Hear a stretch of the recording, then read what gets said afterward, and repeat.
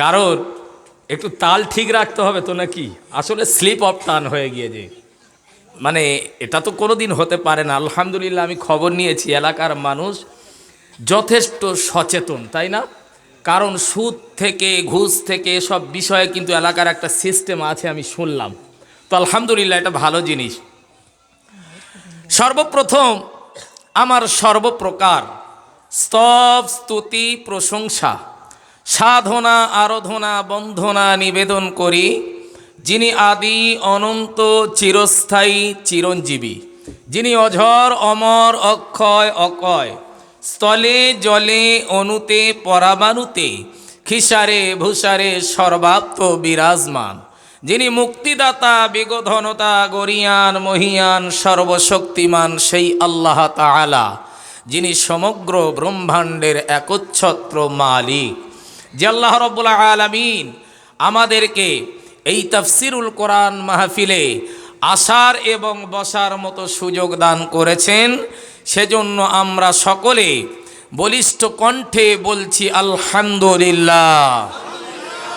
ঠিক তার পরে পরে বিশ্বনবী বিশ্বকবি মরুর ভাস্কর আকায়ে জাহান সরকার দো আলাম সৈয়দুল মুরসালিন শাফিউল মুজনবিন জনাব মুহাম্মদুর রাসূলুল্লাহ সাল্লাল্লাহু তাআলা আলাইহি ওয়াসাল্লামের শানে অসংখ্য দরুদ বর্ষিত হোক, নিবেদিত হোক, সবাই বলেন আমিন।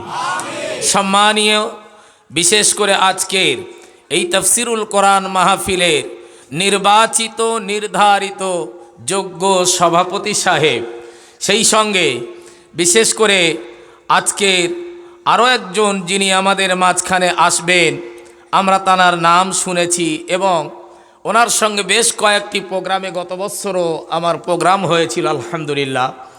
কারণ আপনারা কম বেশি নিশ্চয়ই জানেন ইতিপূর্বে আমি জাতুয়া মাদ্রাসার প্রোগ্রাম করেছিলাম গত বছর।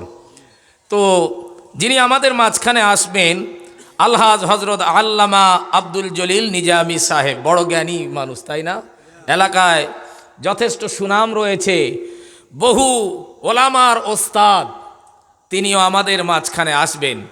আমন্ত্রিত ওলামা হজরতগণ, সম্মুখে বসে থাকা আমার বয়স্ক আব্বাজানেরা, নওজোয়ান ভাইয়েরা, স্নেহের বাচ্চারা, পর্দার আড়ালে পর্দানসীনা সর্বগুণে গুণান্বিতা মা খাদিজার উত্তরসূরি, মা আয়েশার উত্তরসূরি, মা ফাতিমার উত্তরসূরিরা, আল্লাহ তাআলা বক্তা এবং শ্রোতা উভয়কে আমল করার তৌফিক দান করেন। সবাই বলেন আমিন।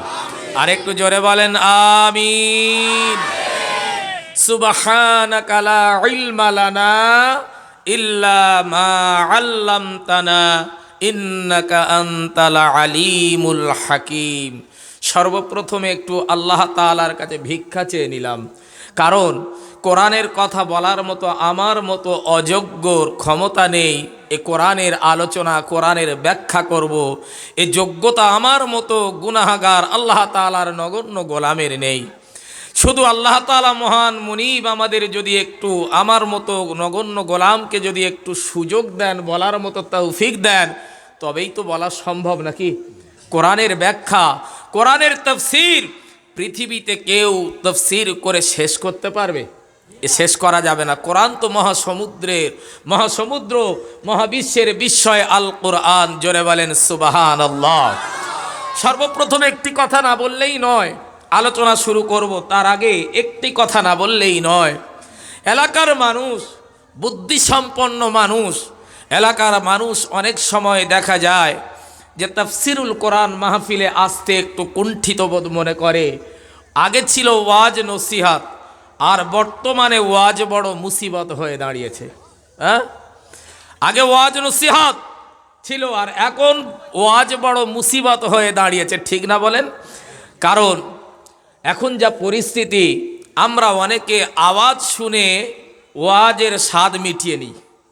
আবার দেখবেন এই তিন শ্রেণীর মানুষ পাওয়া যায়। এক শ্রেণীর মানুষ, এরা বাড়ি থেকে আসে, নিয়ত করেই আসে আল্লাহ তাফসিরুল কোরআনের মাহফিলে যাব, কোরআনের তাফসির শুনব, সেই সঙ্গে আমাদের জীবন পরিবর্তন করব এবং আমল করব, এই নিয়তে কিন্তু আসে। আরেক শ্রেণীর মানুষ তারা নিয়ত করেই আসে যে একটু যাব দোকান বাজারে ঘুরে এই মাহফিলের আনন্দ উপভোগ করে বাড়ি ফিরে আসব, ঠিক না? আরেক শ্রেণীর মানুষ আছে তাফসিরুল কোরআন মাহফিলের বিরোধিতা করে। এ পাওয়া যায় না, যায় না? কেন বলছি? এরা বলে এসব করে কি হবে, অথচ মুসলমানের বাচ্চা। এরপরে বলে এত মাহফিল করে এত খরচ করে আলেম ওলামাদের এনে কি হচ্ছে, লাভ কি হবে, পরিবর্তন কি হচ্ছে? আচ্ছা বলেন, বছরে একদিন যদি ফাংশন অর্কেস্ট্রার যাত্রা দেওয়ার থেকে যদি একদিন যদি কোরআনুল কারিমের মাহফিল হয়, আর যুবকরা মুরব্বীরা মাথায় টুপি দিয়ে একদিন যদি এ জায়গায় বসতে পারে, আল্লাহ চাইলে কি হেদায়াত দিতে পারে না? 100 জন বসলাম, কিন্তু এর মধ্যে যদি 5 জনও অন্তত হেদায়াত, আল্লাহ তাআলা হেদায়াত দেয়, তো এ জায়গায় আমরা যদি পরিবর্তন হতে পারি, তাহলে মাহফিল আমাদের জন্য সেদিন নাজাতের কারণ হয়ে দাঁড়াবে, ঠিক কিনা বলেন? আরেকটি কথা, যে মাহফিলের জন্য এই মাহফিলে আসবে না তারা, যারা মাহফিলের কোরআনের কদর বুঝবে না, তারা কিন্তু এই কোরআনুল কারিমের মাহফিলে আসবে না। এই কোরআনুল কারিমের মাহফিলে তারাই আসবে যারা কোরআনের কদর বোঝে, তারা আসবে কোরআনুল কারিমের মাহফিলে, ঠিক তো নাকি? না ভুল বললাম? একটা দৃষ্টান্ত দিলে বুঝতে পারবেন। ভাইরা আমার, আমরা সবাই নাম শুনেছি, ইমাম গাজ্জালী রহমাতুল্লাহি আলাইহি নাম শুনেছি না? ইমাম গাজ্জালী ছোট মানুষ ছিলেন, ছোটখাটো মানুষ ছিলেন না, উন্নত মর্যাদার ব্যক্তিত্ব ছিলেন। বলেন, উচ্চ মর্যাদার ব্যক্তিত্ব ছিলেন ইমাম গাজ্জালী রহমাতুল্লাহি আলাইহি। দেখবেন আমাদের সমাজে অনেক ইমাম আছে, গ্রামে যদি কোনো আলেম ওলামা থাকে, বেশ কিছু মানুষ আছে যে ওই আলেমদের শুধু বিরোধিতা করতে থাকে, থাকে না? থাকে না? আবার কিছু মানুষ আছে মহল্লায় যদি মসজিদে একজন ইমাম থাকে, বলে ওই 5 বছর হয়ে গেছে, অনেক দিন হয়ে গেছে, এবার একটু নতুন আনলে ভালো হতো না? কি গো, এরকম আছে না? কিছু দেখবেন দোকানে বসলে চায়ের গ্লাস যদি হাতে নেয়, এদের শুধু মানুষের বিরুদ্ধে সমালোচনা করা ছাড়া আর কিছু নয়। আত্মসমালোচনা করতে আমরা শিখিনি, পরসমালোচনাতে আমরা ব্যস্ত থাকি। প্রিয় উপস্থিতি, এই রকম কিছু চুলকানি থাকে কিছু মানুষের, তবে তার জন্য তাদের চুলকানির মলমও অনেক সময় প্রয়োজন হয়, হয় না? তবেই তো চুলকানি সারে নাকি? ইমাম গাজ্জালী রহমাতুল্লাহি আলাইহি তার একজন বিরোধী ছিল। একদিন কি করলো ইমাম গাজ্জালী রহমাতুল্লাহি আলাইহি, তিনি কি করলেন, আল্লাহর ওই বান্দাকে ডেকে বললেন, ও আল্লাহর বান্দা, তুমি এক কাজ করো, একটি স্বর্ণের আংটি দিয়ে তাকে বলল, এই স্বর্ণের আংটি তুমি চায়ের দোকানে বিক্রি করে কিছু টাকা নিয়ে এসো। কোথায় বিক্রি করতে বলল? চায়ের দোকানে। জিনিসটা কি ছিল? স্বর্ণের আংটি। একটু চিন্তা করবেন। এরপরে কি করলো? আল্লাহর বান্দা চলে গেল, চায়ের দোকানে গেল, চা দোকানদারকে বলছে, ও চা দোকানদার, এই স্বর্ণের আংটি বিক্রি আছে, এর মূল্য কত বলো? চা দোকানদার কি করলো? স্বর্ণের আংটি ভালো করে ঘুরিয়ে ঘুরিয়ে দেখে বলছে, এর মূল্য মাত্র 1 টাকা। কেমন রাগ হবে বলেন? একটা স্বর্ণের আংটি যার মূল্য 1 টাকা, ইমাম গাজ্জালী কি আমার সঙ্গে বেয়াদবি শুরু করেছে? 1 টাকা মূল্যের জিনিস নিয়ে বিক্রি করতে পাঠিয়েছে, বিক্রি করলো না, চলে এলো। ও ইমাম গাজ্জালী, আমার সঙ্গে কি বেয়াদবি করছো? 1 টাকা মূল্যের জিনিস নিয়ে বিক্রি করতে পাঠিয়েছো, কারণটা কি? ইমাম গাজ্জালী কিছুই বললেন না। এরপরে ইমাম গাজ্জালী তিনি বললেন, ও আল্লাহর বান্দা, এই স্বর্ণের আংটি নিয়ে তুমি স্বর্ণ দোকানে বিক্রি করে কিছু টাকা নিয়ে এসো। আল্লাহর বান্দা কি করলো? স্বর্ণের আংটি নিয়ে চলে গেল স্বর্ণ দোকানে। স্বর্ণ দোকানদারকে বলছে, আমার এই স্বর্ণের আংটি বিক্রি আছে, এর মূল্য কত? স্বর্ণ দোকানদার কি করলো? স্বর্ণের আংটি ঘুরিয়ে ঘুরিয়ে দেখে বলছে, এই স্বর্ণের আংটির মূল্য হলো 1000 টাকা।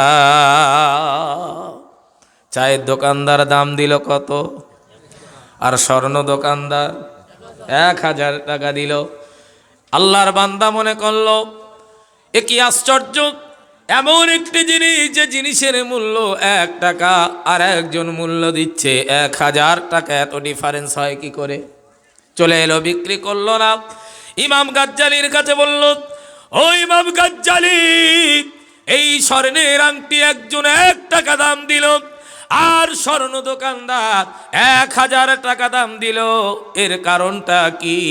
ইমাম গাজ্জালি বলল, ও আল্লাহর বান্দা, চা দোকানদার চায়ের কদর বোঝে, স্বর্ণের কদর বোঝে না, তাই সে মূল্য দিয়েছে 1 টাকা। স্বর্ণ দোকানদার স্বর্ণের মূল্য বোঝে, স্বর্ণের কদর বোঝে, তাই স্বর্ণ দোকানদার 1000 টাকা মূল্য দিয়েছে। আমার বাবাজি ভাইরা, তাই বলি যারা কোরআনের কদর বোঝে তারাই আসবে কোরআনুল কারীমের মাহফিলে, আর যারা কদর বুঝবে না তারা কোনোদিন কখনো এই কোরআনুল কারীমের মাহফিলে আসবে না। তাহলে বোঝা গেল, আল্লাহ সকলকে হেদায়াত দান করুক, এবং দোয়া করি মুসাফির হয়ে আল্লাহ সকলকে যেন কোরআনুল কারীমের মাহফিলে আসার মতো সুযোগ দান করেন, বলেন আল্লাহুম্মা আমিন। আসুন আলোচনায় ফিরে আসি।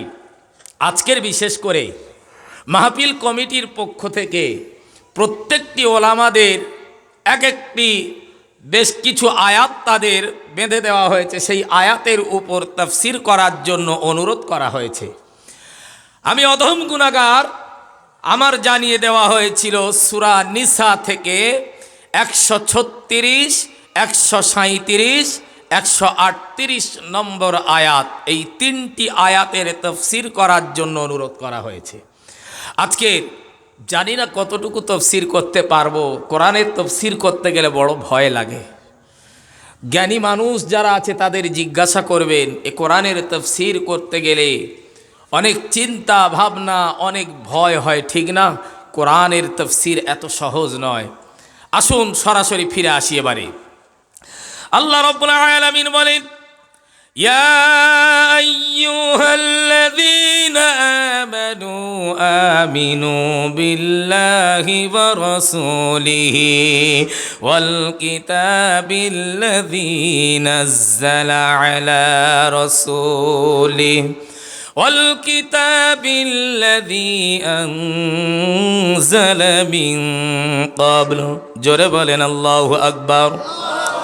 ভাইরা আমার, আল্লাহ রাব্বুল আলামিন বলেন, ইয়া আইয়ুহাল্লাযীনা আমানু, হে ঈমানদারগণ, আমিনু বিল্লাহি ওয়া রাসূলি।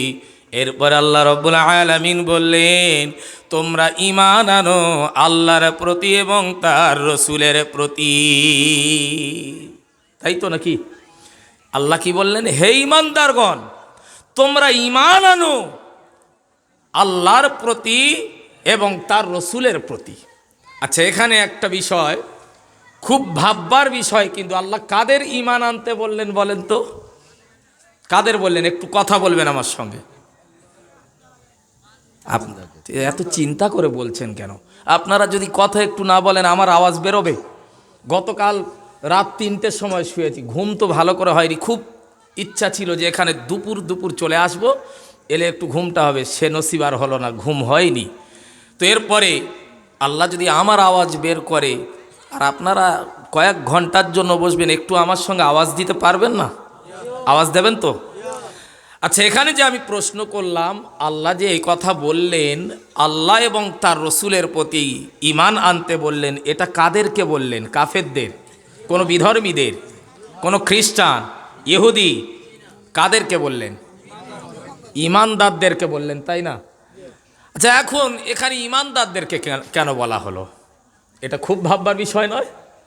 ঈমানদারদেরকে আবার আল্লাহ বলছে, হে ঈমানদারগণ, তোমরা ঈমান আনো আল্লাহর প্রতি এবং তার রসুলের প্রতি।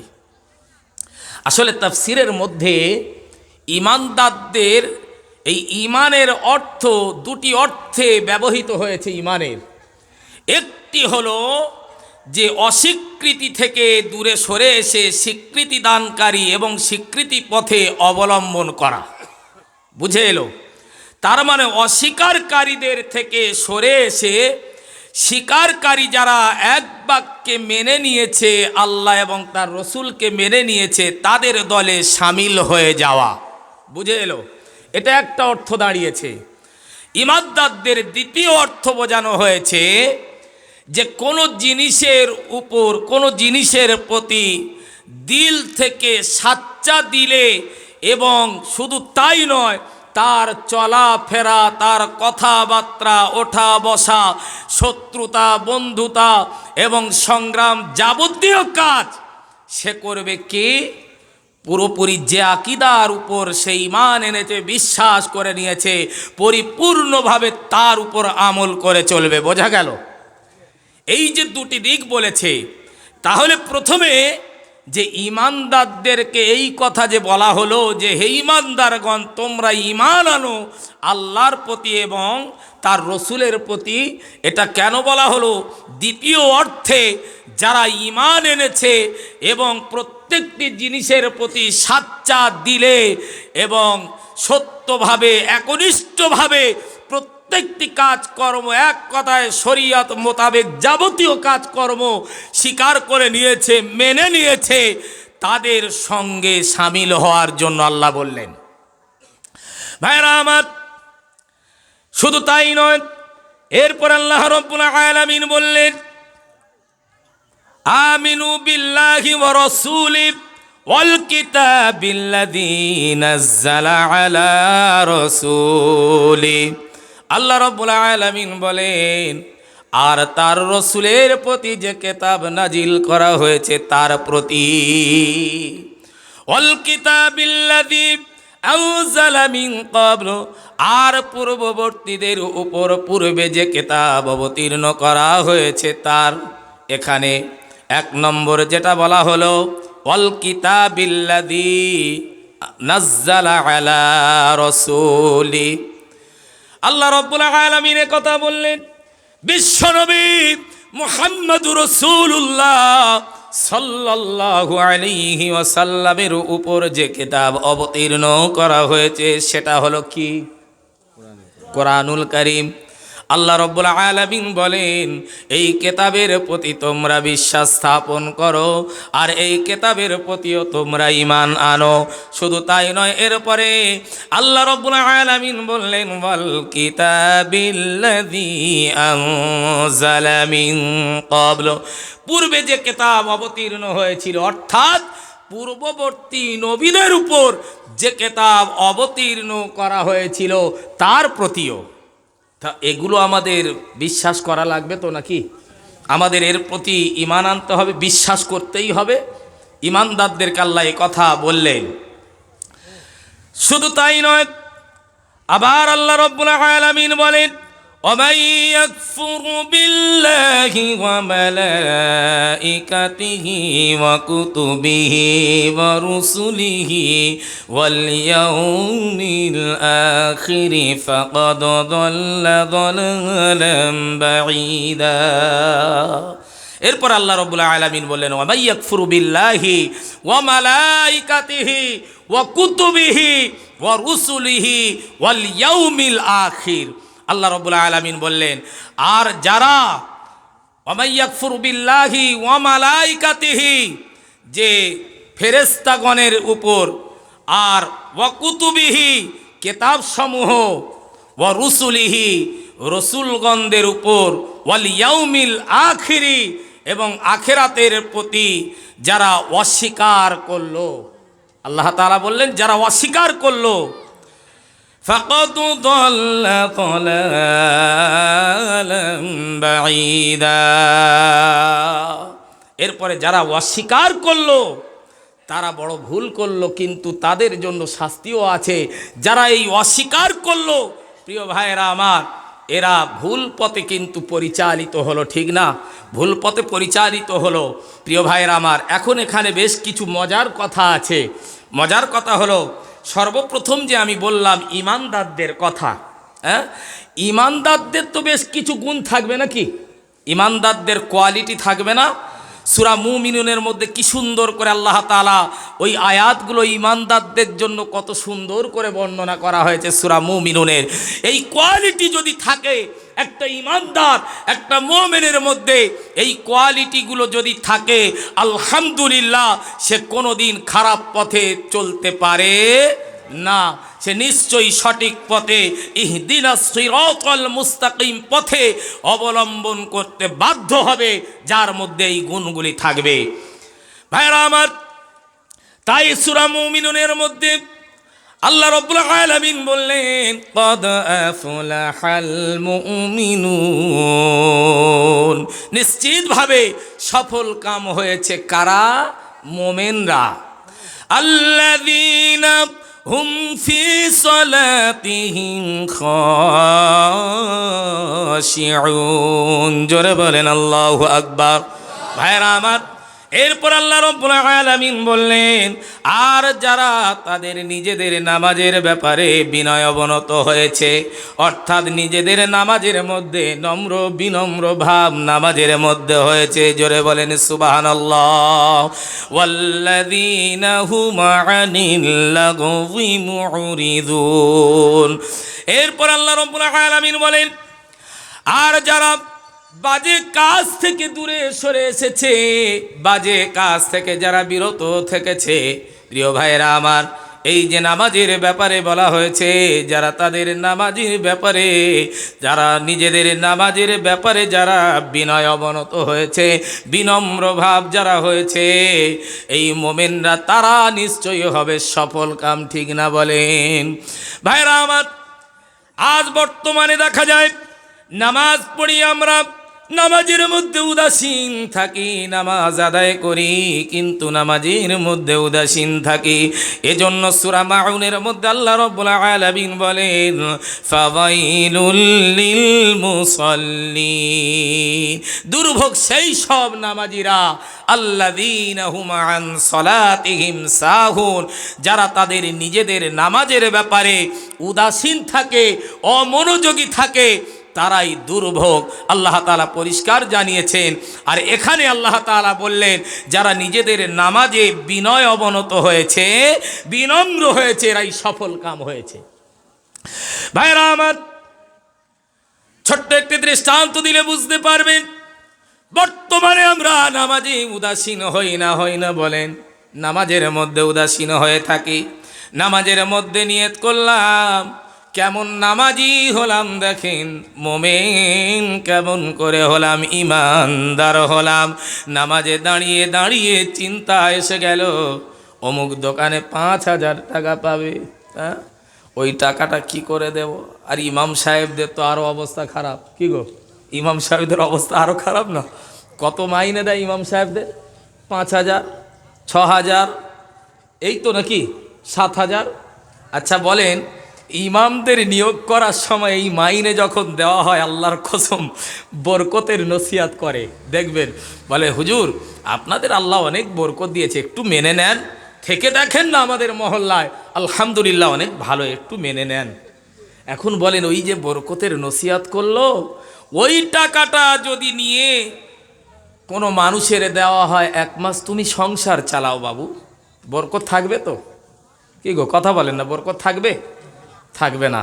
তো ইমাম সাহেবের যদি আপনারা বেতন দেন 6,000 টাকা, ইমাম সাহেব নামাজে দাঁড়িয়ে চিন্তা করছে, নামাজ তো পড়াচ্ছে, আর চিন্তা হচ্ছে, আল্লাহ 6,000 টাকা মাইনে, বাড়ি গেলে বইয়ের শাড়িটা কিনবো কি করে, বাচ্চার স্কুলে ভর্তি করতে হবে, এ টাকায় কি করে হবে, এর মধ্যে আবার সংসার চালাতে হবে, নামাজ হবে তো নাকি? তো এই জন্য দায়ী কারা? একটু কথা বলেন। এ কথা বলতে গেলে নিজেদের একটু গায়ে লাগবে, বলেন, হ্যাঁ, এটা আর বলবে না। এর জন্য দায়ী কারা বলেন? আমরা নিজেরা দায়ী না? ইমামকে যোগ্য বেতন দেওয়া দরকার ছিল তো নাকি?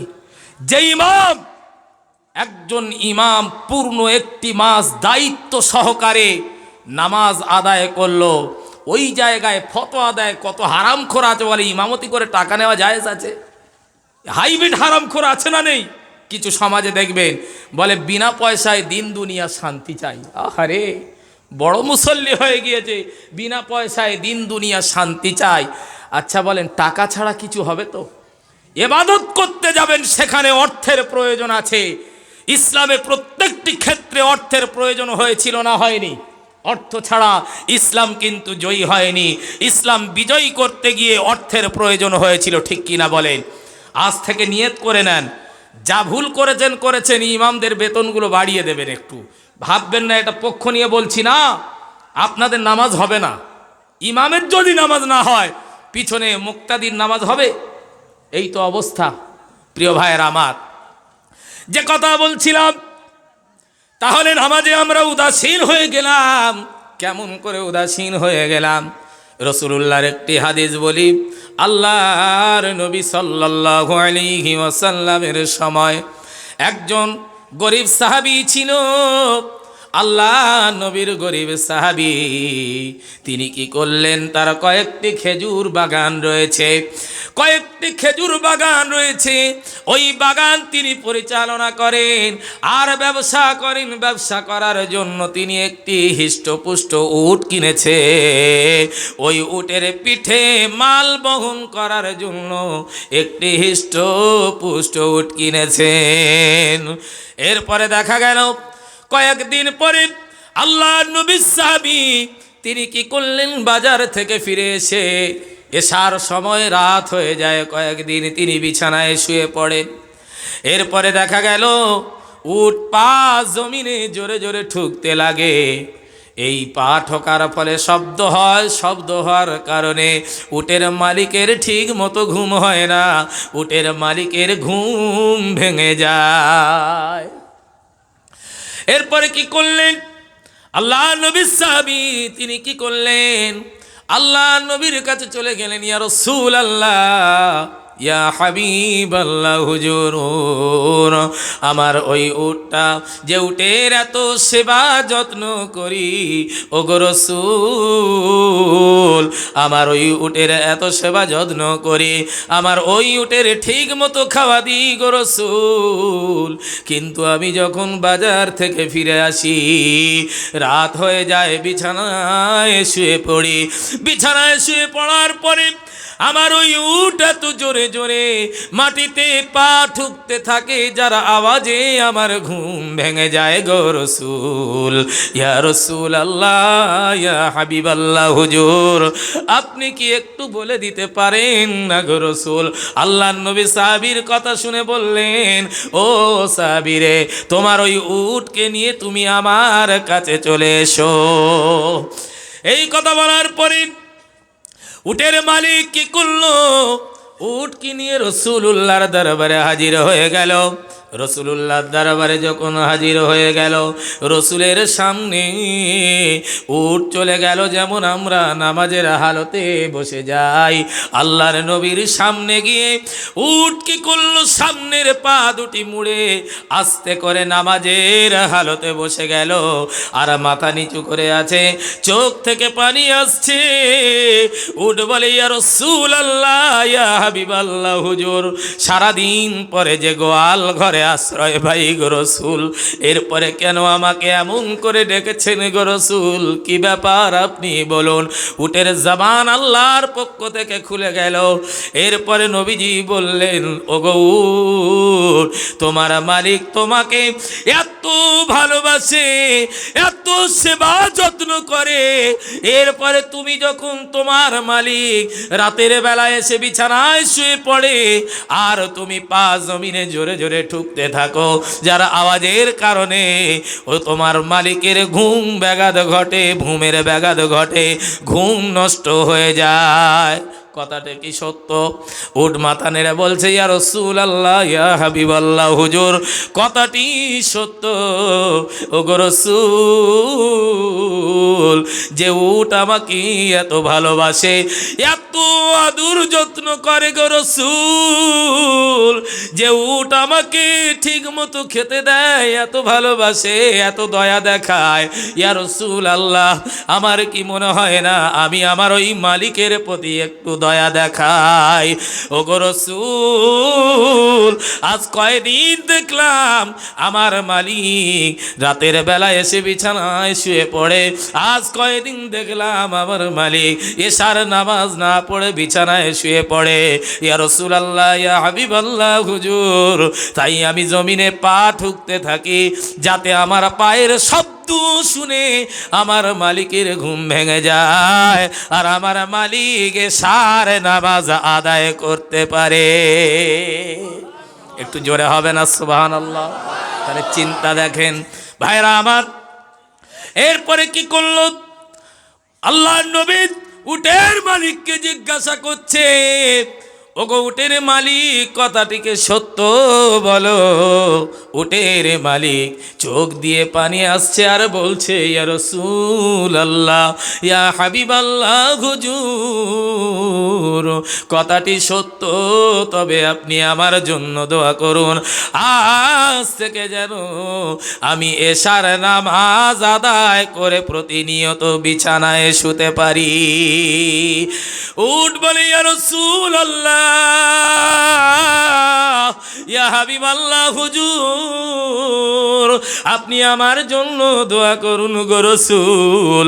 আমার মালিক যখন জান্নাতে যাবে, যদি জান্নাতে প্রবেশ করে, আপনি আমার জন্য দোয়া করুন আমি ওই উট যেন আমার মালিককে পিঠে করে বহন করে আমি যেন আল্লাহর জান্নাতে পৌঁছে দিতে পারি।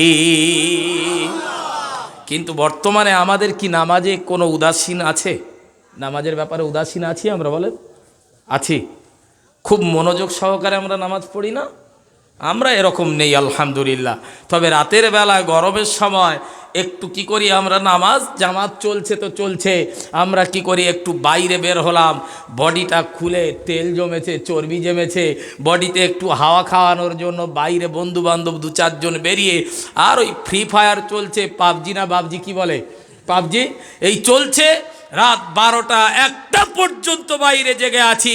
এরপরে আমরা এসে বিছানায় সবে শয়ন করছি রাত 1টা-2টোর সময়। আর রসুল বলছে এশার নামাজের পরে যতটা সম্ভব তাড়াতাড়ি বিছানায় শুয়ে পড়ার কথা নির্দেশ দিয়েছে, তাই না? আর আমরা কি করছি? নামাজ আদায় না করে রাত্রি 1টা-2টা পর্যন্ত আমরা কাটিয়ে দিচ্ছি। প্রিয় ভাইরা আমার, তাহলে আজ থেকে আমরা অঙ্গীকারবদ্ধ হব, আল্লাহ রাব্বুল আলামিন যে কথা বললেন নিশ্চিতভাবে সফল কাম তারাই, সফল কাম মুমিনগণ, তাদের ব্যাপারে যে কথাগুলি বলা হচ্ছে, আল্লাহ রাব্বুল আলামিন এখানে ঈমানদারদের কথা বলতে গিয়ে সূরা মুমিনুনের আয়াতগুলি বলছি। এরপর আল্লাহ রাব্বুল আলামিন বলেন, ওয়াল্লাযীনা হুম লিয-যাকাতি ফাঈলুন, আর যারা তাদের জাকাত দেওয়ার ব্যাপারে অ্যাক্টিভ থাকে, জাকাতের ব্যাপারে যারা একদম শক্ত থাকে, জাকাত দিতেই হবে, তাই তো নাকি? কিন্তু আমাদের সমাজে কি করি জানেন? জাকাত ধনী প্রকৃতির মানুষ যারা আছে, বড় তো হাইব্রিড হারামখোর হয়ে গিয়েছি সব আমরা। মুখে আমরা বলি বড় ইমানদার, কিন্তু আসলে তো ইমানদার কতটা, এটা ঠিক জায়গায় পড়লে বোঝা যাবে আমরা কতটা ইমানদার, তাই না বলেন? আসলে তো মৌখিক দাবি করছি আমরা ইমানদার, কিন্তু প্রকৃতপক্ষে কতটা ইমানদার, কতটা মুমিন, এটা আমরা ঠিক জায়গায় পড়লে বুঝতে পারবো। প্রিয় বাবাজি ভাইরা আমার, এই জাকাত দেওয়ার সময় আমরা কি করছি? এখন জাকাত দেওয়ার সময় ধনী প্রকৃতির মানুষ আমরা কি করলাম? 1 লরি শাড়ি কিনে আনলাম, লুঙ্গি কিনে এলাম, কিনে আনার পরে যারা গরিব দুস্থ তাদেরকে টোকেন দিই। আসামের দিকে হয়তো আলহামদুলিল্লাহ এমনটা হয় না, তবে আমাদের ওয়েস্ট বেঙ্গলে, কলকাতায় কিন্তু এইরকম অনেক ধনী প্রকৃতির মানুষ, এরা আবার কি করে, ইমাম সাহেবকে বলে দেয়, ইমাম সাহেব একটু খাস করে দোয়া করবেন, জাকাত দিচ্ছি, আর বলে দেবেন জুমার দিন মাইকে বলে দেবেন যে টোকেন দেওয়া হবে অমুক দিন, অমুকের বাড়ি জাকাতের শাড়ি বিতরণ করা হবে আর লুঙ্গি বিতরণ করা হবে। কত বড় বেয়াদব, চিন্তা করতে পারেন? তোর জাকাত কে দিতে বলেছে? ওই রকম শাড়ি কিনে দিতে বলেছে? হ্যাঁ, যদি পর্যাপ্ত পরিমাণে জাকাত সঠিক হিসাব করে একটা গরিবকে এমনভাবে টাকা দাও যাতে তার সংসার চলে, সে যাতে একটা কাজে লাগাতে পারে, তাই না? একটা শাড়ি দিয়ে দিল, একটা লুঙ্গি দিয়ে দিল, ভিখারিকে ভিক্ষা দিতে এসছে, ও জাকাত দিচ্ছে, এরপরে সমাজে মান্যগণ্য জঘন্য ব্যক্তি হয়ে যাচ্ছে নাকি? আমরা সব বলি না মান্যগণ্য ব্যক্তি, এই তো আমাদের অবস্থা। একটু উচ্চ আওয়াজে দরুদ শরীফ পড়েন, আল্লাহুম্মা সাল্লি আলা।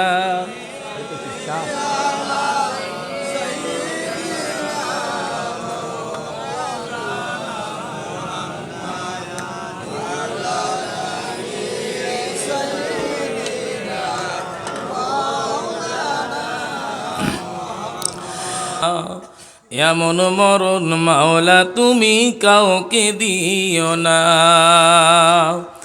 গুনাহ থেকে তোমার কাছে চাইতেছি পানা,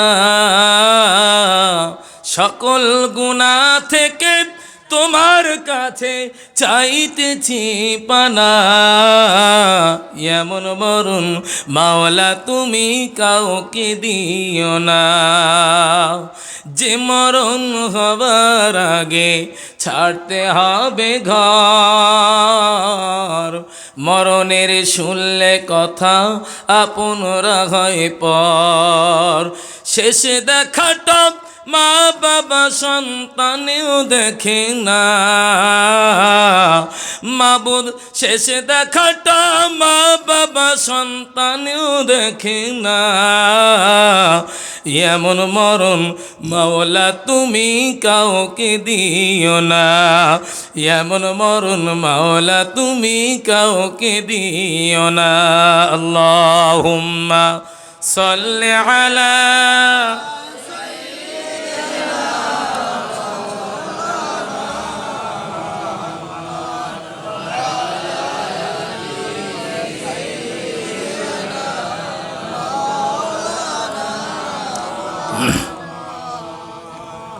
ভাইরা আমার, তাহলে আসেন এখন এই যে সূরা নিসার 136 নম্বর আয়াতে যে কথাগুলি বলা হলো, আর এর প্রসঙ্গে সূরা মুমিনুনের যে কথাগুলি আমি বলতে চাইছিলাম, আমরা এই সমস্ত কাজগুলি আলহামদুলিল্লাহ পরিপূর্ণভাবে আদায় করব ইনশাল্লাহ।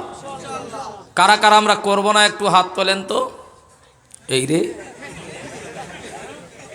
চিন্তায় পড়ে যাচ্ছে, একটু তাল ঠিক রাখবেন, আমি একটু আবার উল্টো পাল্টা বলে ফেলি তো, বেখেয়ালে উল্টো পাল্টা বলে ফেলি। কারা কারা আমরা এই কাজগুলি করব মেনে নেব একটু হাত তোলেন। নারায়ে তাকবীর, নারায়ে তাকবীর। আল্লাহ, আজকের মনে হয় তাফসিরুল কোরআন মাহফিল আল্লাহ কবুল করেছেন, বলেন আল্লাহুম্মা আমিন। আল্লাহ কবুল করেনি, কারণ এই যে মানুষের আবেগ, আলহামদুলিল্লাহ মোকারমেন কি বলে, মোকামের, আমি শুধু ভুলে যাই আসামের নামগুলো, আসলে একটু আমার কাছে যেন একটু উল্টো লাগে তো। আর আপনারা সব বাংলা ভাষা আলহামদুলিল্লাহ সবাই পরিষ্কার বুঝতে পারেন, তাই না? আপনাদের তো সিলেটি ভাষা, যখন নিজেরা কথা বলেন না বড় বিপদে পড়ে যায়, বুঝলেন তো? সব কথা তো বুঝতে পারি না তো, তবে আস্তে আস্তে কিছু কিছু কথা আলহামদুলিল্লাহ বুঝতে পারি। যাই হোক, বাংলা কথা আপনাদের কারোর বুঝতে অসুবিধা হয় না, যেহেতু এই বরাকবেলি এলাকায় সমস্ত লেখাগুলো সব বাংলাতেই হয়। আর আপার আসাম, মিডিল আসাম, লয়ার আসামে দেখলাম ওদিকে কিন্তু ওই অসমিয়া ভাষা, যেমন দেখছিলাম লেখা আছে আমাদের এখানে, আমরা লিখি যে এখানে ভাত পাওয়া যায়, ওখানে লেখা আছে ইয়াত ভাত পাওয়া যায়, এইরকম লেখা আছে। যাই হোক, একটা কথায় বলে এক দেশের বুলি আর এক দেশের গালি, ঠিক না? তো যাই হোক, আল্লাহ তাআলা সকলের বোঝার মতো তৌফিক দান করেন, বলেন আল্লাহুম্মা আমিন। ভাইরা আমার, এরপর আল্লাহ রাব্বুল আলামিন 137 নম্বর আয়াতের মধ্যে বললেন, ইন্নাল্লাযীনা আমানু সুম্মা কাফারু সুম্মা আমানু সুম্মা কাফারু সুম্মা ইজদাদু লাম ইয়াকুনিল্লাহ ثم ازدادوا كفرا لم يكن الله ليغفر لهم ولا ليهديهم سبيلا। জোরে বলেন আল্লাহু আকবার। ভাইরা আমার, আল্লাহ রাব্বুল আলামিন বলেন, ইন্নাল্লাযীনা আমানু, নিশ্চিতভাবে যারা ঈমান এনেছে, সুম্মা কাফারু, তারপরে তারা অবিশ্বাসী হয়ে গিয়েছে, কুফরি করলো। সুম্মা আমানু, আবার তারা ঈমান আনলো। সুম্মা কাফারু, এরপরে তারা কুফরি করলো। সুম্মা যদাদু কুফরান লাম ইয়াকুনিল্লাহু লিয়াগফিরা লাহুম ওয়ালা লিয়াহদিয়াহুম সাবিলা। এরপর আল্লাহ রাব্বুল আলামিন বললেন, সুম্মা কাফারু সুম্মা যদাদু কুফরান লাম ইয়াকুনিল্লাহ, তারা তাদের কুফরির দিকে আগিয়ে যেতে লাগলো। লাম ইয়াকুনিল্লাহু লিয়াগফিরা লাহুম ওয়ালা লিয়াহদিয়াহুম সাবিলা, এরপরে আল্লাহ তাদেরকে ক্ষমা করবেন না আর তাদেরকে সত্য সঠিক পথ তাদের দেখাবেন না।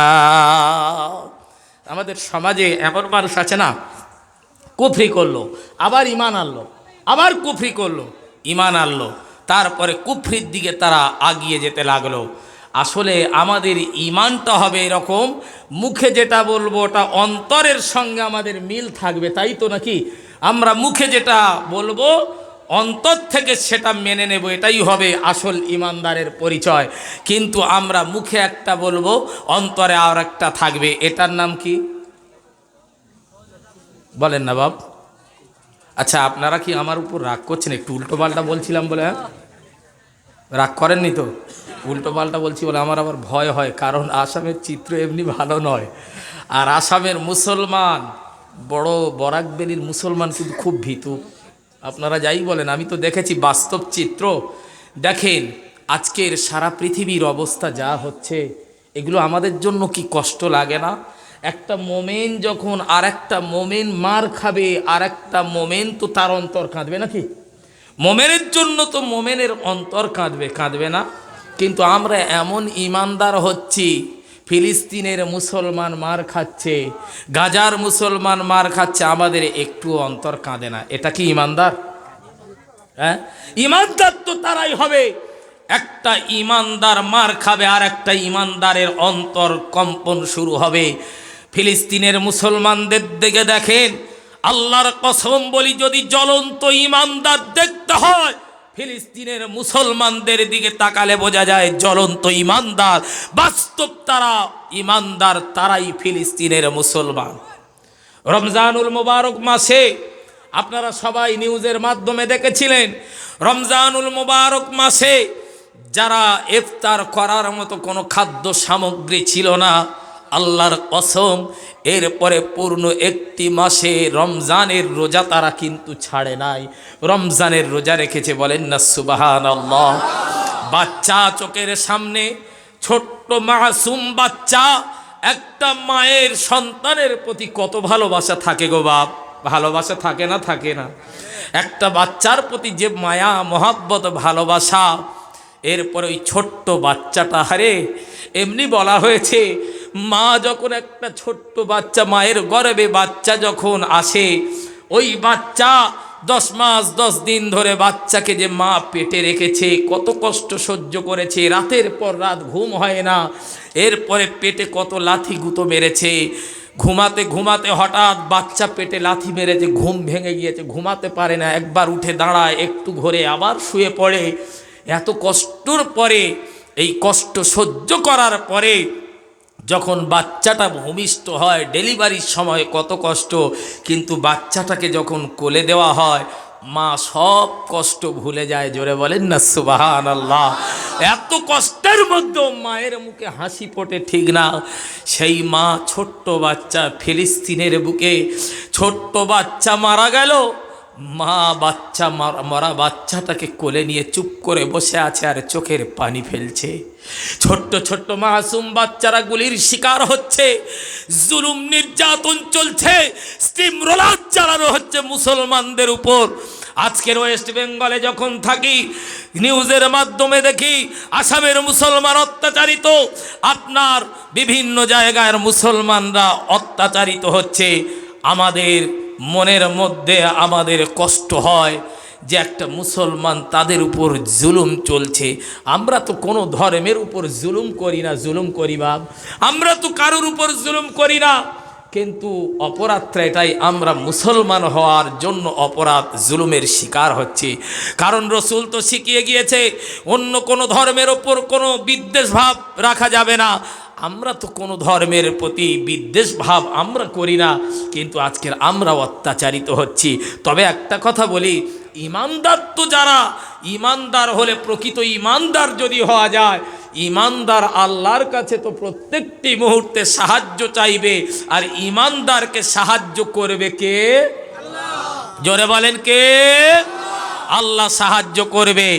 আর রসুল বলছে, আজকের যে দোয়া কবুল হওয়ার ব্যাপারে রসুল বলছে, দোয়া কবুল হওয়ার মূল শর্ত হলো হালাল খাদ্য খাওয়া, ঠিক কিনা বলেন? কিন্তু আমরা যদি হাইব্রিড হারামখোর সেজে বসে থাকি, দোয়া করব, ইলেকট্রিক চুরি করে পাকার হাওয়া খাচ্ছি, রাতের বেলায় তাহাজ্জুদ গুজারি, তাহাজ্জুদের নামাজ আদায় করছি আর বলছি আল্লাহ, আয় আল্লাহ আমি বড় তাহাজ্জুদ গুজারি, আল্লাহ আমার দোয়া কবুল করে নাও। আল্লাহ বলে, ওরে হাইব্রিড হারামখোর, এই যে চুরি করে ইলেকট্রিকের পাকার হাওয়া খাচ্ছিস চুরি করে, আর আমার কাছে কাঁদছিস, তো দোয়া আমার দরবারে মঞ্জুর হবে? তাহলে আমাদের হালাল খাদ্য খেতে হবে। তো এই মোকামের বন্দের মানুষরা আলহামদুলিল্লাহ সব থেকে বড় সিদ্ধান্ত এরা গ্রহণ করেছে। আমি এদেরকে অসংখ্য ধন্যবাদ জানাই যে সুদের ব্যাপারে এরা অনেক সচেতন আছে। আছে না নেই? আছে তো নাকি? আপনাদের এই সিস্টেম আছে তো নাকি, যে সুদ যদি কেউ খায় জানতে পারলে তার একটা স্টেপ নেওয়া হবে, এরকম কিছু সিদ্ধান্ত আছে? আছে তো আলহামদুলিল্লাহ। আল্লাহর কসম বলছি, আমার জীবনে অন্তত প্রথম এই মোকামের বন্দে এই কথা শুনলাম। আলহামদুলিল্লাহ, আমি খুব খুশি। আপনাদের জন্য দিল থেকে দোয়া করব। সব থেকে বড় জিনিস সুদ মুক্ত জীবনযাপন করা। আল্লাহর কাছে যদি কাঁদি, ইমানদার আমরা, ইমানদার চোখের পানি ফেলবো। আল্লাহ, আল্লাহ আমরা তোমার ইমানদার বান্দা। আল্লাহ কেমন করে জুলুম চলছে গো আল্লাহ। ও গো আল্লাহ, তুমি আমাদের মালিক। আল্লাহ তুমি ছাড়া আমাদের তো কেউ নেই। আল্লাহ, আল্লাহ আমরা তোমার ইমানদার বান্দা। আল্লাহ তুমি আমাদের সাহায্য করো। আল্লাহ কি আমাদের কথা শুনবে না? শুনবে না বলেন? শুনবে। ছোট্ট একটা দৃষ্টান্ত দিলে বুঝতে পারবেন। আফগানিস্তানের বুকে, আপনারা জানেন আফগানিস্তানের বুকে ব্যাপক পরিমাণে তরমুজ চাষ হয়। এই তরমুজ চাষ যখন হয়, তরমুজ চাষ করার পরে শূকর বাইরে থেকে, জঙ্গল থেকে শূকরগুলো এসে তারা ওই তরমুজগুলো মারিয়ে নষ্ট করে দেয়। তো একদিন চাষিরা তারা একটা সিদ্ধান্ত গ্রহণ করলো। কি? তারা সিদ্ধান্ত নিল জঙ্গলের চতুর্দিকে আগুন জ্বালিয়ে দেব, দিলে ওই জঙ্গলে শূকরগুলো মারা যাবে আর আমাদের ফসল নষ্ট হবে না। এই সিদ্ধান্ত গ্রহণ করার পরে তারা কি করলো? এরপরে জঙ্গলের চতুর্দিকে তারা আগুন জ্বালিয়ে দিল। আগুন যখন জঙ্গলের ভিতরে প্রবেশ করতে লাগলো, এরপরে তারা ওই শূকরগুলোর যাওয়ার কোনো আর রাস্তা নেই, যাওয়ার মতো কোনো জায়গা নেই। অবশেষে শূকরগুলো আকাশের দিকে মাথা উঁচু করে চিৎকার দিয়ে তারা কান্না শুরু করেছে। এই চিৎকার করে কান্না শুরু করার পরে হঠাৎ আকাশ মেঘাচ্ছন্ন হয়ে গেল, মেঘমালায় পরিণত হয়ে গেল, আর ঝোড়ো হাওয়া শুরু হয়ে গেল। এরপরে মুষলধারায় বৃষ্টি শুরু হয়ে গেল। আগুন নিভে গেল মুহূর্তের মধ্যে। শূকরগুলো জঙ্গল ছেড়ে অন্যত্রে তারা পালিয়ে গেল। প্রিয় বাবাজি ভাইয়েরা আমার, আজকের শূকরের কান্না যদি আল্লাহ শুনতে পারে, ইমানদারদের কান্না কেন আল্লাহ শুনবে না? প্রকৃত ইমানদার যদি হতে পারি, ইমানদারদের কান্না কেন আল্লাহ শুনবে না? এই ভারতের বুকে আমরা শুনেছিলাম বাহাদুর শাহ জাফর, যিনি ব্রিটিশদের হাতে বন্দী হয়েছিল। ব্রিটিশ বন্দী করলো, রেঙ্গুনে পাঠিয়ে দিল। পাঠিয়ে দেওয়ার পরে বাহাদুর শাহ জাফরের 12টি পুত্র সন্তানের মাথা কেটে একটা খাঞ্চায় করে সাজিয়ে দেওয়া হলো। খাঞ্চায় করে সাজিয়ে দিয়ে কাপড় ঢাকা দেওয়া হলো। কাপড় ঢেকে দিয়ে কি করলো? পাঠিয়ে দিল রেঙ্গুনে। রেঙ্গুনে পাঠিয়ে দিয়ে বলছে যে বাহাদুর শাহ জাফর, তোমার জন্য ব্রিটিশ বড়লাট, তিনি তোমার জন্য কিছু হাদিয়া পাঠিয়েছে। এরপরে কি করলো বাহাদুর শাহ জাফর? তিনি আস্তে করে যখন কাপড়টা সরালো, খাঞ্চার কাপড়টা, বাহাদুর শাহ জাফর তিনি দেখলেন, আহারে 12টি পুত্র সন্তানের কাটা মাথা। উনি একটু আশ্চর্যজনিত হয়ে গেলেন। এরপর মাথা উঁচু করে বললেন আলহামদুলিল্লাহ, আমার 12টি পুত্র সন্তান ইমানের জন্য, দিনের জন্য, কোরআনের জন্য, হকের জন্য, আমার 12টি পুত্র সন্তান ইমানের জন্য তারা কিন্তু বাতিলের কাছে মাথা নিচু করে দেয়নি, তারা মাথা কাটাকে মেনে নিয়েছে। আলহামদুলিল্লাহ। প্রিয় ভাইরা আমার, এটা বড় ত্যাগ নয়? ইমানদার কে? এত সহজ? খালি আমরা মৌখিক দাবি করে দিব ইমানদার। এখানে যে ইমানদারদের কথা বলা হচ্ছে, এত সহজে কি আমরা ইমানদার হয়ে যাব? ইমানদার হতে গেলে ইমানদারদের পরীক্ষা দিতে হবে তো নাকি? বিনা পরীক্ষায় কি কেউ ইমানদার হয়েছে? কথা বলেন। কোরআনে এ ব্যাপারে অনেক বিস্তারিত সুন্দর করে আল্লাহ তাআলা কত সুন্দর করে বলেছে, ওয়ালা নাবলুওয়ান্নাকুম বিশাইইম মিনাল খাউফি ওয়াল জুই ওয়া নাকসিম মিনাল আমওয়ালি ওয়াল আনফুসি ওয়াস সামারাত। মুমিনদের, ইমানদারদেরকে আল্লাহ পরীক্ষা করবে কিছু ভয়ের দ্বারায়, কিছু ক্ষুধার দ্বারায়, কিছু জানমাল ক্ষয়ক্ষতির দ্বারায়, বিভিন্নভাবে ইমানদারদের পরীক্ষা করবে। বিনা পরীক্ষায় ইমানদার হওয়া যায় না। ভাইরা আমার, এরপর আল্লাহ রাব্বুল আলামিন বলেন, বাশশিরিল মুনাফিকিনা বিআন্না লাহুম আযাবান আলীমা। জোরে বলেন আল্লাহু আকবার। ভাইরা আমার, আল্লাহ রাব্বুল আলামিন তিনি বললেন, মুনাফিকদের সুসংবাদ দাও, তাদের জন্য কঠিন শাস্তি, যন্ত্রণাময় শাস্তি তাদের জন্য নিযুক্ত আছে। আমার ভাইয়েরা, এই যে মুনাফিকদের কথা বলা হলো, কারণ আমরা জানি মুনাফিকদের সম্পর্কে, মুনাফিকরা সূরা মুনাফিকুনের মধ্যে বলা হয়েছে, ইযা জাআকাল মুনাফিকুন ক্বালু নাশহাদু ইন্নাকা লারাসূলুল্লাহ ওয়াল্লাহু ইয়ালামু ইন্নাকা লারাসূলুহু ওয়াল্লাহু ইয়াশহাদু ইন্নাল মুনাফিকিনা লাকাযিবুন। জোরে বলেন আল্লাহু আকবার। ভাইরা আমার, মুনাফিকদের সম্পর্কে আল্লাহ রাব্বুল আলামিন 11টি আয়াত বিশিষ্ট একটি সূরা অবতীর্ণ করলো। কারণ এই সূরার মধ্যে হিফজ কোরআন 15 লাইনে করে একটা পৃষ্ঠা হয় নাকি?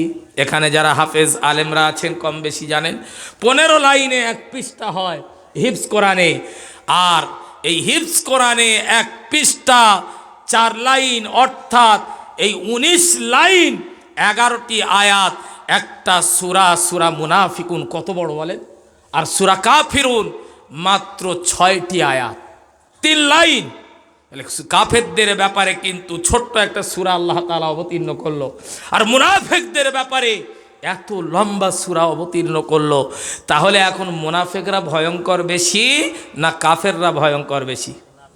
মুনাফিকরা। তো আমরা সবাই কি মুনাফিকদের অনুসরণ করব নাকি? আসলে মশানের চাও ঠান্ডা হয়ে গিয়েছে। ভাইরা আমার, আলোচনা অসুবিধা হয়নি তো? কষ্ট হয়নি? কেউ কষ্ট পাননি কথায়? আমি সুদূর কলকাতা থেকে এসেছি আপনাদের কাছে, মুসাফির, কেউ কষ্ট নেবেন না। আল্লাহর হস্তে কেউ আমার কথায় কষ্ট নেবেন না। কারণ হয়তো কিছু কিছু ক্ষেত্রে শক্ত ভাষায়, কড়া মেজাজে হয়তো বলছি, কিন্তু এগুলো আমাদের প্রয়োজন, এগুলো আমাদের দরকার আছে না নেই বলেন? আছে তো। প্রিয় ভাইয়ের আমার, যে কথা বলছিলাম, এখানে যে আল্লাহ তাআলা বললেন, বাশশিরিল মুনাফিকিনা বিআন্না লাহুম আযাবান আলীমা। আল্লাহ রাব্বুল আলামিন যে বললেন, মুনাফিকদের জন্য সুসংবাদ দাও, তাদের জন্য যন্ত্রণাদায়ক শাস্তি আল্লাহ রাব্বুল আলামিন নিযুক্ত রেখেছে। মুনাফিকদের জন্য এত কঠিন শাস্তি আল্লাহ নিযুক্ত করেছে। এই মুনাফিকদের চরিত্র কেমন দেখুন। সূরা মুনাফিকুনের প্রথমে বলা হয়েছে, ইযা জাআকাল মুনাফিকুন। আল্লাহ রাব্বুল আলামিন বলেন, নবীকে সম্বোধন করে বলছে, যখন মুনাফিকরা তোমার কাছে আসে, হ্যাঁ, মুনাফিকরা তোমার কাছে আসে, ক্বালু নাশহাদু ইন্নাকা লারাসূলুল্লাহ, আর তারা সাক্ষী দেয় তুমি আল্লাহর রসূল। হ্যাঁ, তারা সাক্ষী দেয় তুমি আল্লাহর রসূল। আল্লাহ বললেন ওয়াল্লাহু ইয়ালামু ইন্নাকা লারাসূলু, আল্লাহ জানেন যে আল্লাহর রসূল তিনি আল্লাহর রসূল, এটা আল্লাহ জানেন। জানেন তো নাকি? আল্লাহ জানেন তিনি আল্লাহর রসূল, এটা আল্লাহ জানেন। ওয়াল্লাহু ইয়ালামু ইন্নাকা লারাসূলু ওয়াল্লাহু ইয়াশহাদু ইন্নাল মুনাফিকিনা লাকাযিবুন। ওয়াল্লাহু ইয়াশহাদু, আর তারা সাক্ষী দেয়, ইন্নাল্লাহু ইয়াশহাদু ইন্নাল মুনাফিকিনা লাকাযিবুন। মুনাফিকরা তারা এটা মিথ্যা সাক্ষী দেয় যে তিনি আল্লাহর রসূল, এটা মিথ্যা সাক্ষী দেয়। তারা সামনে একরকম কথা বলে, পিছনে আর এক রকম কথা বলে। মুখের কথার সঙ্গে অন্তরের নিয়ত তাদের কিন্তু মিল নেই। সুতরাং আমরা সকলে এই সমস্ত চরিত্রের মানুষদের থেকে আলহামদুলিল্লাহ আমরা সকলে দূরে সরে থাকবো তো নাকি? সরে থাকবো আলহামদুলিল্লাহ, সরে থাকবো ইনশাআল্লাহ। সবাই বলেন ইনশাআল্লাহ। মুনাফিকদের সঙ্গে আমরা হব না, কারণ মুনাফিকরা ইসলামের সবচাইতে বড় ক্ষতি করেছিল। কোনো কাফেরদের দ্বারায় এত ক্ষতি হয়নি যত ক্ষতি মুনাফিকরা করেছিল। প্রিয় বাবাজি ভাইয়ের আমার, এই মুনাফিকরা অনেক ক্ষতি করেছিল, আর সেই মুনাফিকদের দ্বারা ইসলামের বহু ক্ষতি হয়েছিল। মুনাফিকরা সামনে এক বলেছিল, রসুলুল্লাহর সামনে গিয়ে বলতো আমরা তোমাদের দলের লোক, কিন্তু চলে এলে আবার কাফেরদের কাছে যেত, তাদের কাছে গিয়ে বলতো আমরা তো তোমাদের দলের লোক। মানে দ্বিমুখী চরিত্রের মানুষ। এরা রসুলের কাছেও ভালো সাজে, মুসলমানদের কাছে ভালো সাজে, আবার কাফেরদের কাছেও ভালো সাজে। প্রিয় ভাইয়েরা আমার, আমরা যদি সত্যের জন্য, হকের জন্য যদি কারোর কাছে খারাপ হই, এতে আমাদের কোনো সমস্যা নেই, তবে আল্লাহর কাছে আমরা ভালো হব, ঠিক না? যদি আমরা সত্যের জন্য ইমানের পথে আমরা যদি অবিচল অটল থাকতে গিয়ে আজকের যদি কোনো বিপদের সম্মুখীন হই, আলহামদুলিল্লাহ নির্বিঘ্নে আমরা এটা মেনে নেব, তবেই হবে ইমানদার। আর মুনাফিকদের হাত থেকে আমাদের বাঁচতে হবে, কারণ মুনাফিকদের কিছু কিছু আলামতও আল্লাহর রসুল ঘোষণা দিয়েছে। হাত্তা ইদা কাযাবা, মুনাফিকরা তারা কথায় কথায় মিথ্যা বলবে। ওয়া ইদা ওয়াদা আখলাফা, আর তারা যখন ওয়াদা করে তা ভঙ্গ করে, ওয়াদা খেলাপ করে। ওয়াইদা তুমিনা খানা, আর তাদের কাছে আমানত রাখলে আমানতের খেয়ানত করে। এগুলো মুনাফিকের আলামত বলা হয়েছে। প্রিয় বাবাজি ভাইয়েরা আমার, আর আল্লাহ রসুল সাল্লাল্লাহু আলাইহি সাল্লাম ১৫০০ বছর আগে তিনি যে কথাগুলি বলে গিয়েছেন, বাস্তবের সঙ্গে প্রত্যেকটি কথাই মিলে যাচ্ছে। এমনভাবে বাস্তবের সঙ্গে মিলে যাচ্ছে, মনে হচ্ছে না এটা ১৫০০ বছর আগের কথা, মনে হচ্ছে সবেমাত্র যেন রসুল কথাগুলি ঘোষণা দিয়ে গেছে, ঠিক না বলেন ভাইরা আমার? এজন্য বলি, আল্লাহর কসম বলি, আমরা তাফসিরুল কোরআন মাহফিলে এসে তাফসির শোনার পরে আমরা চিন্তা করব, ওগো আল্লাহ সারা জীবন অন্যায় করলাম, অনেক অপরাধ করলাম, আল্লাহ আজ থেকে তওবা করলাম। আল্লাহ গো এই তাফসিরুল কোরআন মাহফিলে এসে আল্লাহ আজ থেকে নিয়ত করলাম, আল্লাহ আজ থেকে আর কোনোদিন নামাজ ছাড়বো না, আজ থেকে কোনো অন্যায়ের সঙ্গে সম্পর্ক রাখবো না, আজ থেকে সুদের সঙ্গে সম্পর্ক রাখবো না, ঘুষের সঙ্গে সম্পর্ক রাখবো না, জেনার সঙ্গে, জেনা ব্যভিচারের সঙ্গে সম্পর্ক রাখবো না, জুলুমকারীদের সঙ্গে কোনো সম্পর্ক রাখবো না। ওগো আল্লাহ আজ থেকে আমরা সকলে তোমার ঘরে লাব্বাইক বলে আজান যখন দেওয়া হবে, লাব্বাইক বলে তোমার ঘরে আমরা সকলে সাড়া দেব। এই নিয়ে যদি এই তাফসিরুল কোরআন মাহফিল থেকে আজ যদি আমরা এই নিয়ত করতে পারি, আল্লাহর কসম বলি, এই তাফসির শোনার পরে তাহলে আমাদের জন্য এই মাহফিল নাজাতের কারণ হয়ে যাবে, আর এই মাহফিলটা আমাদের জন্য সার্থক হয়ে যাবে। এই খরচ করাটা, আলেম ওলামাদেরকে এনে কোরআনের কথা শোনাটা, এই তাফসিরুল কোরআন মাহফিল আমাদের জন্য সার্থক হবে। আর যদি আমরা না মানতে পারি, যেমন পূর্বে ছিলাম তেমন যদি থাকি, তাহলে কোনোদিন এই মাহফিল আমাদের জন্য সার্থক হবে না। ভাইরা আমার, এজন্য আল্লাহ নবী বললেন, পূর্বে যে কথাগুলি তিনি বলে গেলেন, আমাদের কৃষ্টি কালচার এখন এমন হয়ে গিয়েছে প্রিয় ভাইরা, সামনে আমরা কি সুন্দর নবাবজাদা হয়ে গিয়েছি। এত মিষ্টি মিষ্টি কথা, পা পর্যন্ত জুব্বা পরলাম, মাথায় টুপি দিলাম, আর হাতে তসবিহ নিয়ে রাস্তায় বেরিয়ে গেলাম। রাস্তায় তসবিহ পড়তে পড়তে গেলাম, এই মকামের বন্ধের মানুষরা মনে মনে করবে, আল্লাহ ওই সলিমুদ্দিনের মতো আমাদের গ্রামে আর দ্বিতীয় কোনো আল্লাহওয়ালা এমন নাই। তসবিহ হাতে করে নিয়ে আসরের নামাজ আদায় করে রাস্তায় ঘুরি আর তসবিহ পাঠ করি। ও মুসলমান, আমি তসবিহ পাঠকারী, আর আমার বউ হবে বন্ধনের সেক্রেটারি। হ্যাঁ, এ তসবিহ কাজে আসবে তো নাকি? ভাইরা আমার, কোথা থেকে একটা সংসারে যদি স্বামী থাকে, সংসারে স্বামী থাকলো, জ্বালা নিয়ে এলো, স্বামী কোনোদিন জিজ্ঞাসা করে না বিবিকে, ওরে আমার বিবি,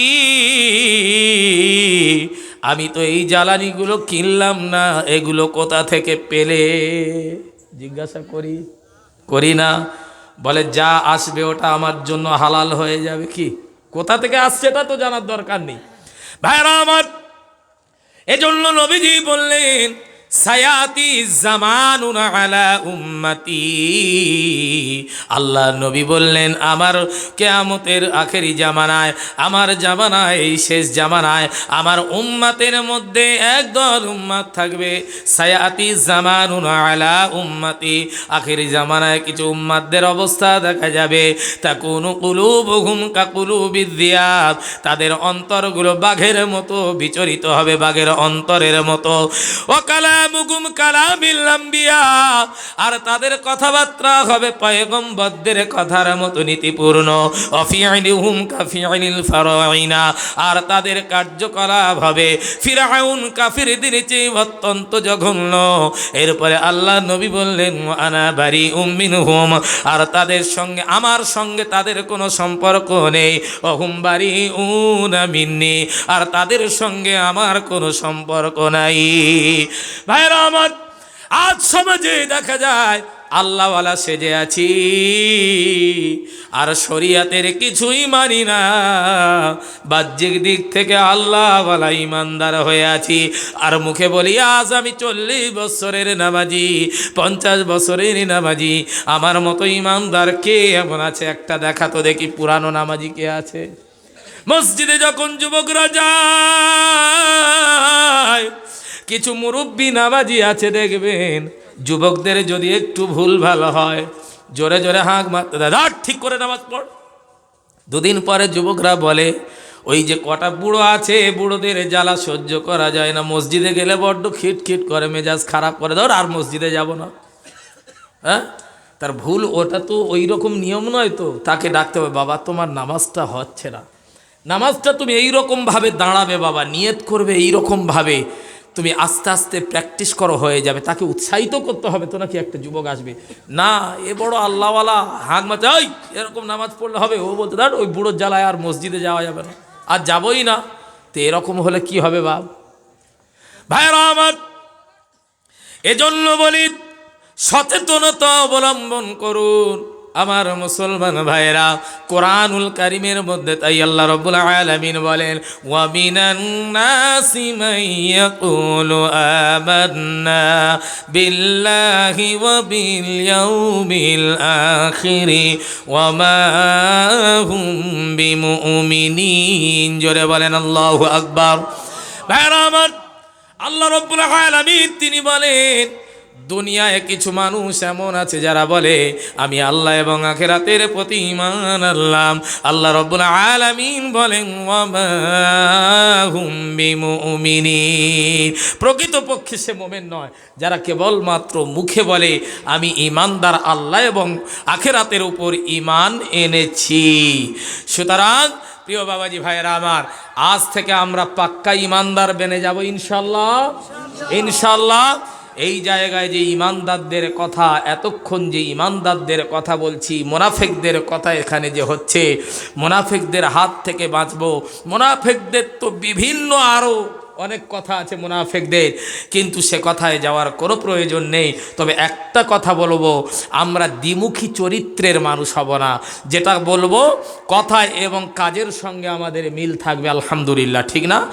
আর আমরা ইমানদার হব, আমরা চেষ্টা করব যাতে আমরা পাক্কা ইমানদার হতে পারি। আল্লাহর কাছে আমরা সাহায্য চাইব, আল্লাহ আমাদেরকে ইমানদার বানিয়ে দিও। মৃত্যুর পূর্বে আল্লাহ, মৌতের আগে আগে, মৌতের সময় আল্লাহ ইমানি হালতে আমাদের মৌত দিও। আল্লাহ, জীবনে যার ইমানি হালতে মৌত হয়ে গেল, বিনা হিসাবে সে জান্নাতে প্রবেশ করলো, জোরে বলেন না সুবহানাল্লাহ। একবার যার মুখ থেকে কলেমা পাঠ করলো, মৌতের সময় ব্যাস তার কপাল খুলে গেল, ঠিক না?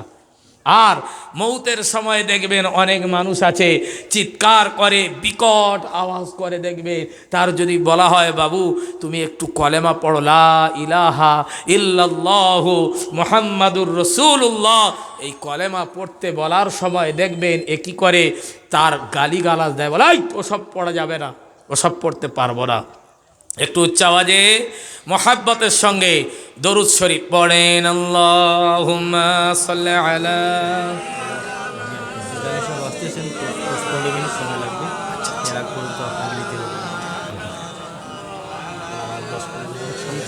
ঠিক আছে, জি জি,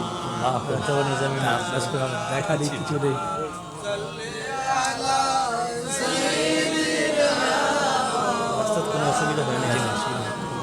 জায়গা না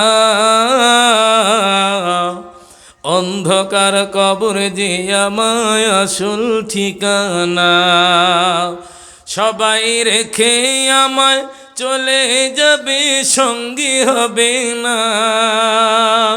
সবাই রেখে আমায় চলে যাবে, সঙ্গী হবে না।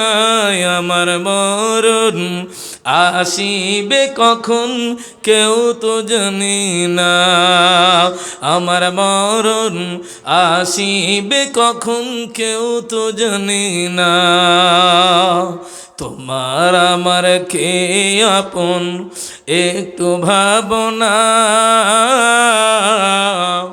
যিনি আপন তিনি কাঁদেন সোনারে মদিনায়। নবী আজও আমাদের জন্য কাঁদছে না?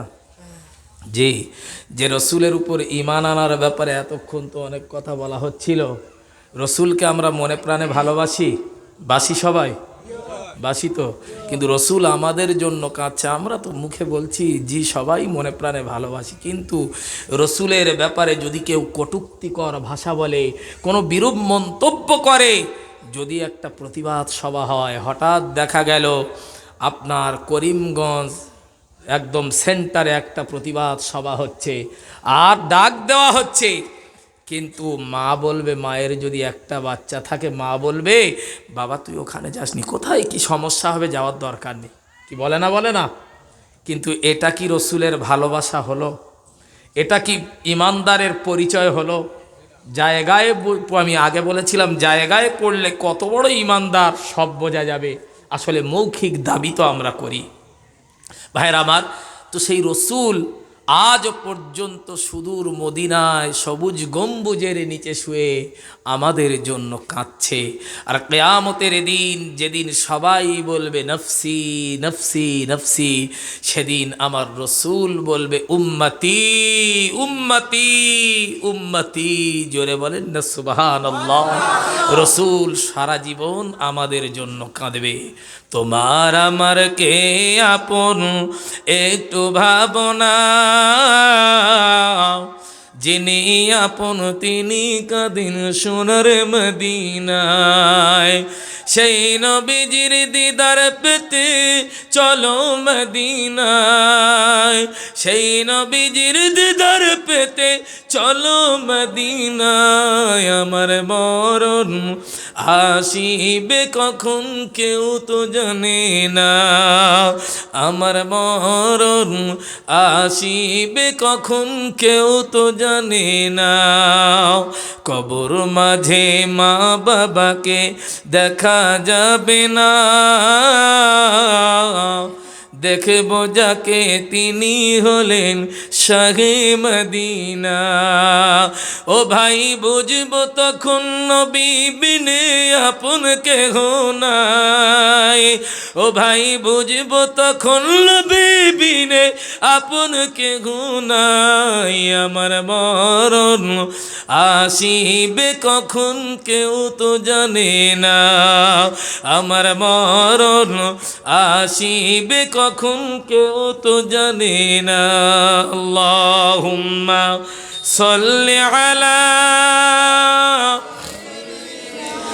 মাওলানা মুহাম্মাদ ওয়া আলা আলিহি সাইয়্যিদিনা মাওলানা মুহাম্মাদ। প্রিয় ভাইরা আমার, যাই হোক আলহামদুলিল্লাহ, এইমাত্র হুজুর আমার কাছে সংবাদ দিল আমাদের যিনি প্রধান আকর্ষণ, যিনি আমাদের মাথার মুকুট,